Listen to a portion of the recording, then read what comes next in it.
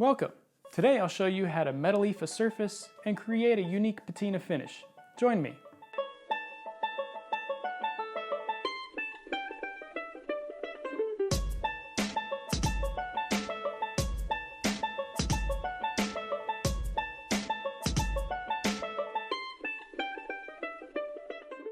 Hi, I'm Sean. Welcome to Spunjin. Metal leafing and gilding has dated all the way back to the ancient Egyptians. You can even find antiquated Chinese carvings in temples that have been gilded with gold. If you'd like to find out more about this process that I'm about to show, you can head over to djmarks.com. David Marks is the leading authority and artist specializing in gilding and chemical patina finishes.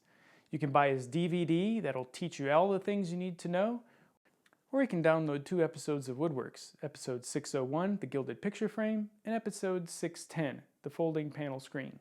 So let's begin. To start, you're going to want a surface that's smooth. You can use either veneered plywood or MDF. I prefer MDF because you don't have to worry about any chip out on the table saw, plus it's already pretty smooth and it's very stable. Whichever you choose, the surface needs to be primed and smooth. The preferred method is to use a white pigmented shellac-based primer. I like this primer because it dries quickly and it sands very smooth. Just be sure to apply at least 3 coats and sand with 220 grit sandpaper in between. Now it's time to paint your surface. I choose a flat black, blue, or red paint to paint the background. I chose to paint half of the panels red and the other half blue using Ronin Japan color. It produces a brilliant background, but there's little information on how to best apply this paint. I chose to lightly thin the Japan colors with mineral spirits and Japan dryer to accelerate the drying time. Then I lightly sand with 320 grit wet dry sandpaper, vacuum the dust off the surface, and repaint once more.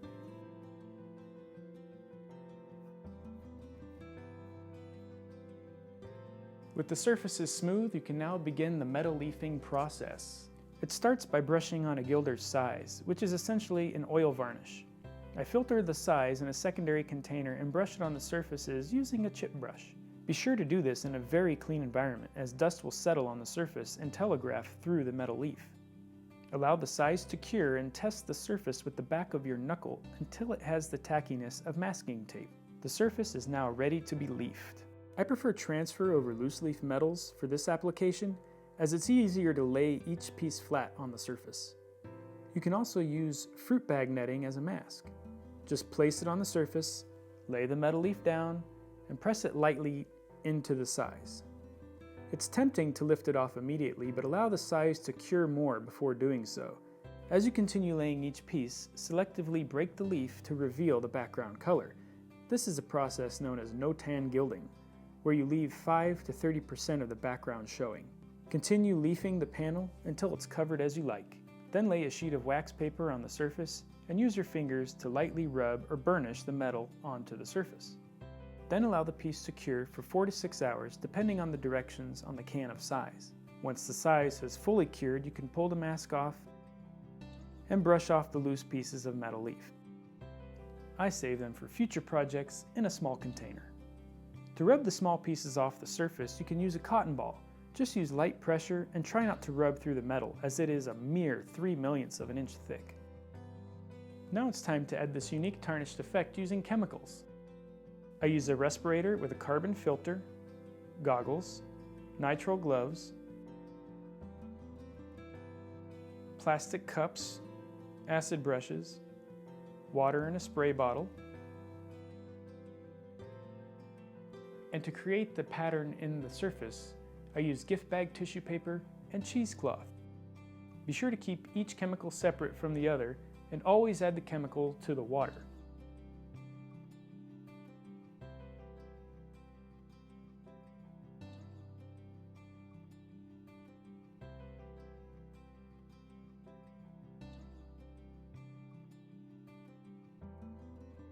The textures these materials leave on the metal surface is unique and random.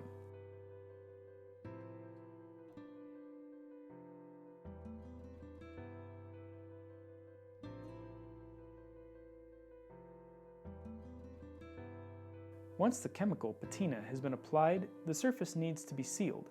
Use a de-waxed shellac as a sealer and then apply your choice of finish. I'm spraying lacquer as it will not discolor over time and it can be polished to a high gloss. Whether you're a furniture maker, wood turner, artist, or even a jeweler, adding a chemical patina to your work can bring it up to another level. I hope this has inspired you to try something new in your shop. Also, be sure to go to djmarks.com and see what David has in his gallery. You're sure to be surprised. Thanks for watching. I'm Sean. I'll see you next time on Spunjin Works.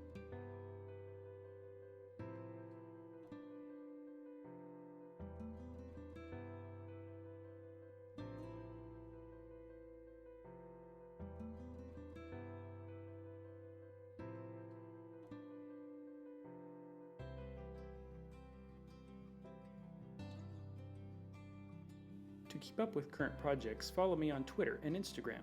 And for even more news and projects, go to spunjinworks.com. Thanks for watching.